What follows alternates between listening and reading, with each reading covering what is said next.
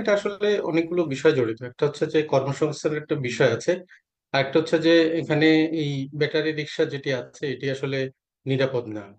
এখানে যে রিক্সার যেই কাঠামো, সেই কাঠামোতে ব্যাটারি লাগানোর ফলে এটা যে গতি পায়, সেই গতিটা কোনোভাবেই সড়কে নিরাপদ না, এবং এটা অনেক ধরনের মানে দুর্ঘটনা বা ক্র্যাশ যাই বলি না কেন সেগুলো হচ্ছে। সুতরাং এইগুলো একটা শৃঙ্খলার মধ্যে আনতে হবে। একটা দুর্ভাগ্যজনক বিষয় হচ্ছে যে এটা মে মাসে সরকার কারিগরি কমিটি সুপারিশের মাধ্যমে বিআরটি এটা নিষিদ্ধ করেছিল গত মে মাসে, কিন্তু দুঃখজনকভাবে তারা যখন আন্দোলন করে তখন সেটি অনুমোদন দিয়েছিলেন তৎকালীন সরকার। এবং তার ফলে যেটা হয়েছে, এটা প্রধান সড়কগুলোতে চলে এসেছে। তো এইটা প্রধান সড়কগুলোতে মানে ব্যাটারি রিক্সা কোনোভাবেই চলতে দেওয়া উচিত না। এইটি কোনো মানে এটা আমাদের আহ, সঙ্গে আমাদের যে নিরাপদ আমরা যাতায়াতের কথা বলি, সেই নিরাপদ যাতায়াতের সঙ্গে এটি কোনোভাবে সামঞ্জস্যপূর্ণ না।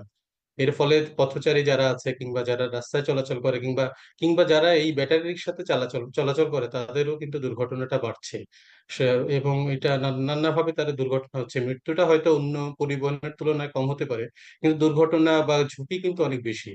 সুতরাং এইটা সরকার পক্ষ সিদ্ধান্ত নিয়েছে। সরকার অনেকগুলো বিষয় কনসিডারেশন করে নিশ্চয়ই তারা সিদ্ধান্ত নিয়েছে যে তারা আপিল করবে।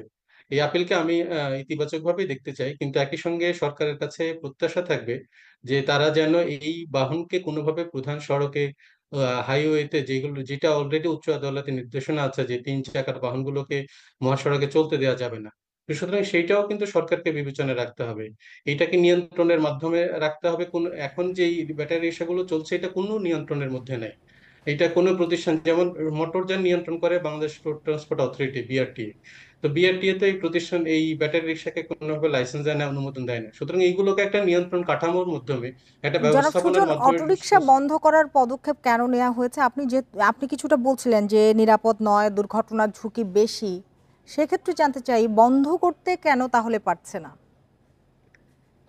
বন্ধ করতে বাধা তো আসলে ওই যে বললাম যে সরকারকে অনেকগুলো বিষয় কনসিডারেশন নিতে হয়। ইতিমধ্যে আসলে সারা দেশে এটা ব্যাপকভাবে ছড়িয়ে গেছে, এবং ঢাকার বাইরে থেকেও অনেকে ব্যাটারি রিক্সা নিয়ে ঢাকায় চলে আসছে। সুতরাং এর ফলে যেটা হয়েছে, অনেক পরিবার এর সঙ্গে কিন্তু জড়িত হয়ে পড়েছে। সরকার তো আসলে মানুষের মানে অন্ন বস্ত্র বাসস্থানের একটা নিশ্চয়তা দেয়, আমাদের এটা নিশ্চয়তা দিতে হয় সরকারকে। সুতরাং এই বিষয়গুলো নিয়ে সরকার নিশ্চয়ই বিবেচনা করছে যখন এই আপিলের সিদ্ধান্ত নিয়েছে। আজকেই স্বরাষ্ট্র উপদেষ্টা দেখলাম যে তিনি বলছেন যে সরকার এটাতে আপিল করবে। আপিল সরকার করতেই পারে, কিন্তু আমাদের প্রত্যাশা হচ্ছে যে এইটাকে আসলে সুষ্ঠু ব্যবস্থাপনার মাধ্যমে, নিয়ন্ত্রণের মাধ্যমে আনতে হবে, এবং এইগুলোকে একটা লাইসেন্সিং এর মাধ্যমে নিয়ন্ত্রণ করতে হবে, যাতে আর অটোরিকশাকে ভবিষ্যতে নিয়ন্ত্রণের মধ্যে আনার কথা বলছেন, শৃঙ্খলার মধ্যে নিয়ে আসার কথা বলছেন, সেই সুযোগ কি আসলে রয়েছে?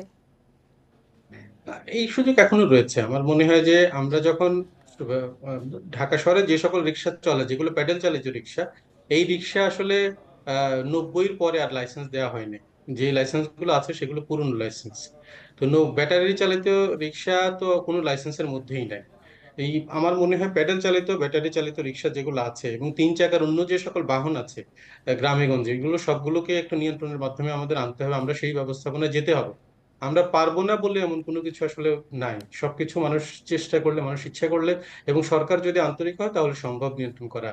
আমার মনে হয় যে নিরাপত্তার স্বার্থে একই সঙ্গে এখানে বিবেচনায় নিতে হবে, এটা শুধুমাত্র যে নিরাপত্তার বিষয় না, এটা কিন্তু আমাদের এই যে পরিবেশ, আমাদের যে বিদ্যুৎ আমরা ব্যবহার করি, সেই বিদ্যুৎ কিন্তু তারা ব্যবহার করছে, এবং এই বিদ্যুৎ উৎপাদন প্রক্রিয়াতে আবার সেটা পরিবেশের উপর প্রভাব ফেলে। তো সুতরাং এই সবগুলো বিষয় কিন্তু কনসিডারেশনে সরকার নিশ্চয়ই নেবে। আর যদি নিয়ন্ত্রণের মধ্যে রাখা যায়, তাহলে এলাকা ভিত্তিক কতগুলো লাইসেন্স দেওয়া যাবে, এবং তারা কোন এলাকায় চলবে, তখন এগুলো নিয়ন্ত্রণ করা সম্ভব। উদাহরণ জি, হিসেবে জি, বলতে পারি, বুঝতে পেরেছি। জনাব আমিনুল ইসলাম সুজন, আপনাকে অনেক ধন্যবাদ আমাদের সাথে যোগ দেওয়ার জন্য।